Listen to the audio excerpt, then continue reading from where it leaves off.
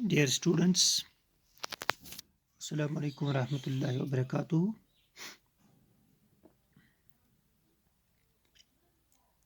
19 May 2020 तारीख बह छुस बेयि अकि लटि तुहंदिस खिदमतस मज मैथुक ब्याख अक लेक्चर हेत सतमी जमात सद खतर चूंकि परान एक्सरसाइज 5.1 तथ मज करे discuss question number 1 question 2 and 3 तो आज करो discuss question number 4 question number 4 page number 145 पे खोलियो तुम पन मैथच किताब लाइन्स एंड एंगल्स चैप्टर अत नाव इमची एक्सरसाइज डिस्कस करा question 4 find the angle which is equal to its complement यानी अस सु एंगल वन युस पन्निस कंप्लीमेंटस बराबर आस मिसाल के तौर पर बह वन तुम कंप्लीमेंट्री एंगल्स गई तुम एंगल्स ये दोन एंगलन हुन जमा आस 90 डिग्री यानी ये तिहंदन मेजर्स हुन सम वो अगर सह 90 डिग्री आ तम गई कंप्लीमेंट्री यानी तम कम ही ज एंगल हेकन यम कंप्लीमेंट आसन अकिस मगर आसन इक्वल मिसाल अगर बह वन तुम फॉर एग्जांपल अगर बह निम एंगल 20 डिग्री अमुक कंप्लीमेंट 70 युस तुम क्वेश्चन नंबर 1 मज पुरु अगर बह निम angle 30 degree go your go angle increase ब्या गई डिक्रीज गो यह कंप्लीमेंट अमुक 60 अगर बह निम एंगल 40 डिग्री गो यह गो 50 डिग्री क्या ये गज दोन एंगलन जमा यह 90 अगर बह निम एंगल 45 डिग्री ठीक गो अमुक कंप्लीमेंट क्या 45 डिग्री गो तेल वो कि नम ज एंगल अकिस कंप्लीमेंट मगर इक्वल गो तेल सह एंगल युस पन्निस कंप्लीमेंट्स इक्वल सह एंगल तेल 45 गो तेल लिखो क्वेश्चन नंबर 4 आंसर सह 45 डिग्री ठीक इथे पे गो क्वेश्चन नंबर 5 क्वेश्चन नंबर 5 का answer find the angle which is equal to its supplement इथे पे वन यानी वन सह एंगल युस पन्निस सप्लीमेंटस बराबर यानी सप्लीमेंट्री एंगल तुम जहनस मज सप्लीमेंट्री एंगल गई ये दोन एंगलन हुन sum for example angle 1 plus angle 2 is equal to 180 यानी when the sum of the measure of two angles is 180 degree H one angles हसा सप्लीमेंट्री अस तेल वन इथे पे क्वेश्चन 4 मे वो कि सुकुस एंगल युस पन्निस सप्लीमेंटस बराबर यानी पत अगर तिमन दोन जमा करो सह 180 डिग्री मिसाल वन बह अगर अख एंगल 70 डिग्री फॉर एग्जांपल अमुक सप्लीमेंट क्या 110 डिग्री क्या 70 करो 110 एड यी 180 अगर यह 80 डिग्री यह गई तेल कम यी 100 डिग्री अगर यह 90 डिग्री यी तेल 90 डिग्री गो तेल वो तुम युस यह एंगल अमुक सप्लीमेंट तह 90 गो यमुक सप्लीमेंट तेल इक्वल पानस गो तेल क्या सह एंगल युस पन्निस युस बराबर पन्निस सप्लीमेंट्स सह 90 डिग्री ठीक है गो अम पे क्वेश्चन नंबर 6 क्वेश्चन नंबर 6 पनी किताब आस तुम खोजम question 6 one in the given figure figure दिथ एक figure angle 1 this angle and angle 2 this angle are supplementary angles supplementary that means sum of angle 1 and angle 2 is equal to 180 if angle 1 is decreased agar angle 1 gets come what changes should take place in angle 2 so that both the angles still remain supplementary agar angle 1 angle 2 is supplementary agar angle 1 go come yani you go decrease gasun go kam gasun imuk value go come angle 2 मज कुछ तब्दीली यी तेल मिसाल one मे तुम वही for instance अगर मानो एंगल 1 70 डिग्री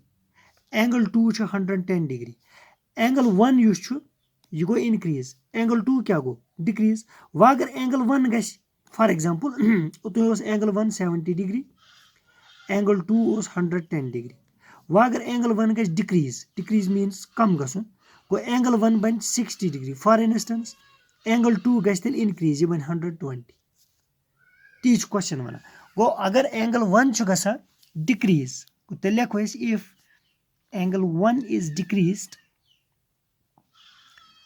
अगर एंगल 1 गो डिक्रीज ठीक what changes should take place in angle 2 गज तेल increase angle 2 is increased मगर यूता एंगल 1 डिक्रीज गज त्यूत गज एंगल 2 डिक्रीज मिसाल तुम वो ये एंगल 1 उतन 70 एंगल 2 110 एंगल 1 वोत 60 गो एंगल 1 गो 10 डिग्री डिक्रीज एंगल 2 गो त्यूत increase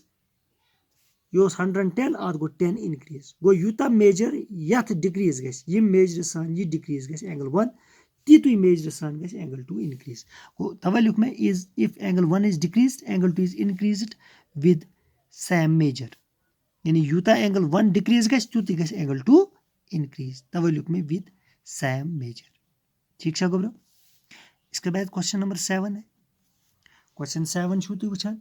Can two angles be supplementary if both of them are? Z angle हेकना supplementary ٲसित अगर तुम दोनों एंगल आसन अख acute back obtuse back right गोड़ करो इस कोशिश समझनच acute एंगल क्या गो acute एंगल गो सो एंगल यमुक मेजर आस less than 90 degree ओके यानी 90 खोत कम आस यह 89 यह 70 60 मगर 90 कम फॉर एग्जांपल अगर वह नमो 99 नमो एंगल वन सो ये क्या एड कर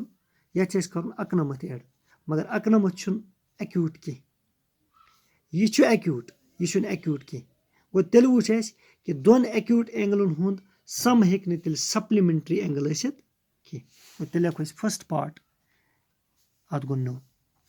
अम पे सेकंड पार्ट obtuse गो स एंगल युस ग्रेटर देन 90 आस obtuse गो ग्रेटर देन 90 डिग्री यमुक मेजर आस ग्रेटर देन 90 यानी 90 खोत ज्यादा फॉर एग्जांपल यह कैसे 95 या 91 92 90 से ऊपर मन तो इस्तेमाल 91 है क्या दोन obtuse एंगलन हुन जमा है क्या सप्लीमेंट्री अगर यह 91 ब्या क्या ब्या हाँ 89 कर तो इन दोन एड 91 तो 89 ना तो आ गए 10 ना तो 7 आ गए 18 मगर युस 89 आते लेस देन 90 अस वन दोन ऑब्ट्यूज एंगलन हुन गो ब्या इम नश अलाव गो तेल वो कि दोन ऑब्ट्यूज एंगलन हुन एड तो सप्लीमेंट्री एंगल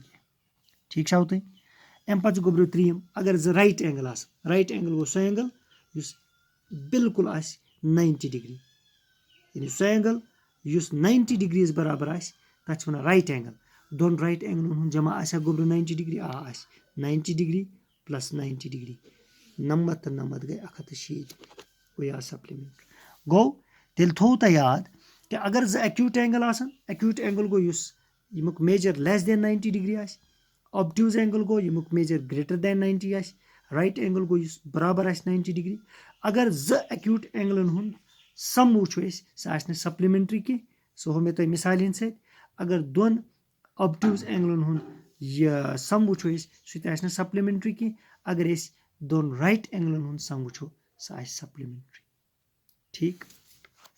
अम पे question 8 one an angle is greater than 45 degree अख एंगल 45 डिग्री खोत ज्यादा यानी ग्रेटर देन गो बोर्ड 45 खोत बोर्ड is its complementary angle greater than 45 degree or equal to or less than 45 degree यानी अगर अख angle 45 degree greater than 45 degree an angle is greater than 45 अस वन अमुक कंप्लीमेंट गो ये दोन एंगलन हुन जमा 90 डिग्री मन तो दुयम एंगल एक्स दुयम एंगल थवन एक्स कर तो इन दोन गो 45 डिग्री ग्रेटर देन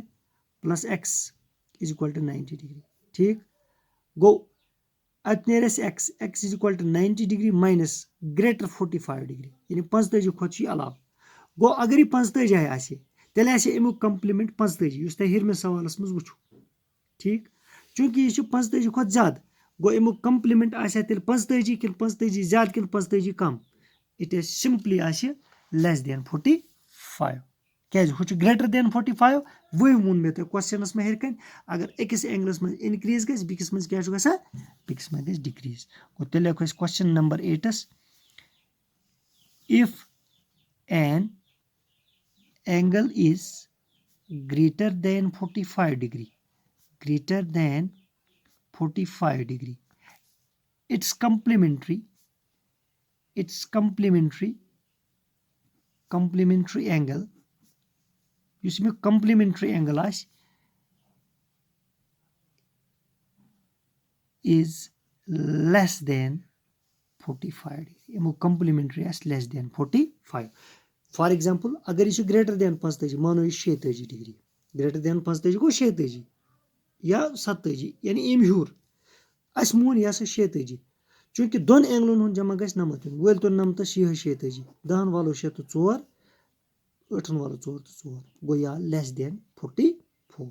गो अस तोर फिक्री कि अगर अकिस एंगलस मज इनक्रीज गस बेकिस मज गसान तेल डिक्रीज तो गुब्रियो question 4 question 5 question 6 question 7 and question 8 तो आज तुम समझ आमुत तो यह करू तुम पन्निस नोटबुक्स मज दर्ज तो इंशाल्लाह सबस पर question number 9 thank you very much